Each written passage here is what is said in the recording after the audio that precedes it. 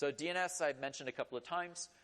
It's performance critical because every time I visit a website, my browser first does a DNS lookup.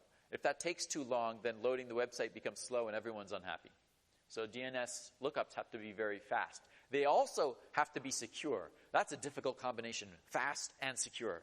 They have to be secure because when we talk about web security, we'll learn about web security is based partly on the same origin policy.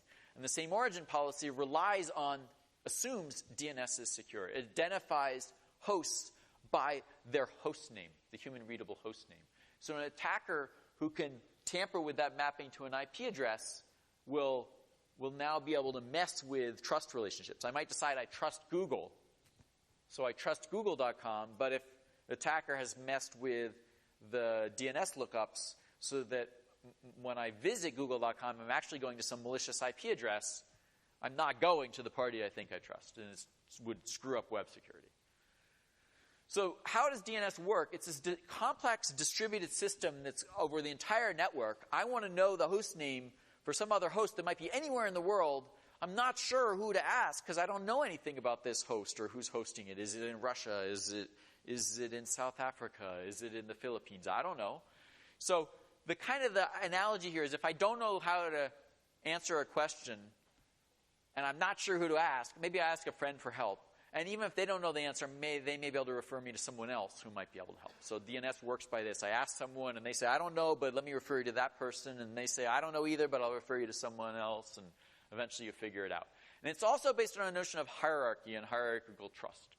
Okay? So the way to think about the relationship is there's like a tree structure on the Internet where that starts from, read these host names from the end, from right to left. Okay, so there's a root of the tree that controls the entire namespace and has to be trusted by everyone. And then there's a couple of top-level domains like .com, .org, .edu.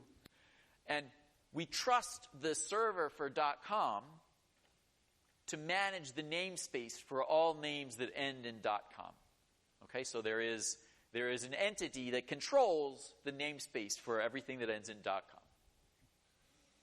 And so if we could ask them, they would be able to help us figure out how to reach google.com. And then there's a server for google.com that's responsible for all of the names that end with google.com, like www.google.com or mail.google.com, and they're the ones who are authoritative for everything about that. And so this is going to be how we're going to do this referral service, is by using the hierarchical trust relationship. Okay, so let me walk you through how a DNS lookup works. I'm going to talk you through a typical case where you use a DNS resolver to help you do the DNS lookups. Okay, so a resolver is just a server that helps you do DNS lookups. Let's suppose there's this host here that wants to look up the host name eeks.mit.edu. Well, what it does is first it contacts the resolver and says, hey, can you help me find the IP address for eeks.mit.edu? And now the resolver goes to figure out the answer. So here's what it does to figure out the answer. It will start by asking the root DNS server. This is the root DNS server, and ask it, help me out find the IP address for eeks.mit.edu. And the root server will say, sorry, I don't know. But what I do know is I know who to ask about any name that ends in .edu. And so it'll send you back a response to identify the DNS server for .edu. So now the resolver will ask the DNS server for .edu, hey, do you know the IP address for eeks.mit.edu? And it'll say, no, I don't know the answer, but I can help because I know about all domains under edu. I know about berkeley.edu, I know about stanford.edu, and I know about mit.edu. And so I can give you an introduction to the DNS server that's responsible for mit.edu. Okay? So it sends you back that response and says, here's the IP address of the DNS server for mit.edu. And now that DNS server knows about the mapping for all of the hosts within mit.edu, like www.mit.edu, mail.mit.edu, eeks.mit.edu. It knows the IP addresses for all of those. So now when I ask when the resolver asks MIT's DNS server, it will respond with the IP address of eeks.mit.edu. And the resolver can now respond back to the original host with the answer to that query. Okay? So that's kind of the lifetime of a DNS query. You'll notice that there's a lot of packets going back and forth, so this could potentially be pretty slow. So to speed up performance, one of the things that's done is this resolver will cache responses. Okay?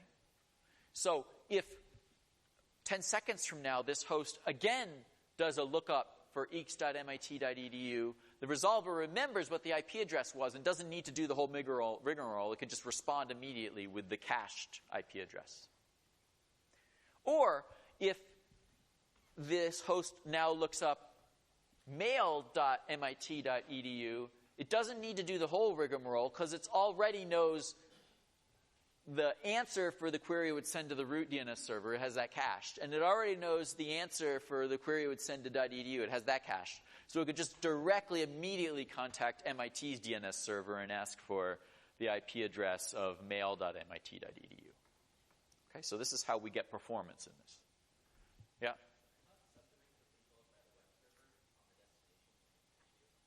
Nope. Web servers have nothing to do with DNS. Yeah. What if the root DNS server goes down? Oh, man, we are toast. Oh, man, life sucks. You've got some cached records, so any sites you visited, recently probably will still be cached and will still work. But if you try to go to any new site, your browser is just going to be like, can't connect, nothing, right? That really sucks. You really, really don't want that to happen. So in practice, there's like dozens of these spread around the world. There's redundancy. There's like several dozen. You can contact any one. So if the resolver tries to contact one and it doesn't respond, it'll try the next. They're super beefy machines. They're like engineered to try to have really good uptime. But it has happened. Yeah. Yes? Does the authoritative DNS server for MIT act as the resolver if,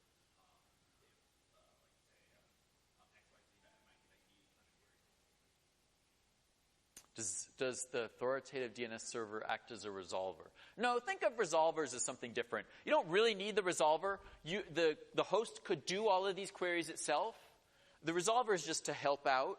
And the main reason that we have resolvers is to have a shared cache so that everybody on this network uses one resolver and they get to share the cache, and so they get the benefit. If someone else has looked up that host name locally, has looked up the same host name, then it's already cached on the resolver, and so I immediately get a response. So performance is kind of better for everyone because of this. But resolvers don't really have any role. They're not one of the authoritative name servers.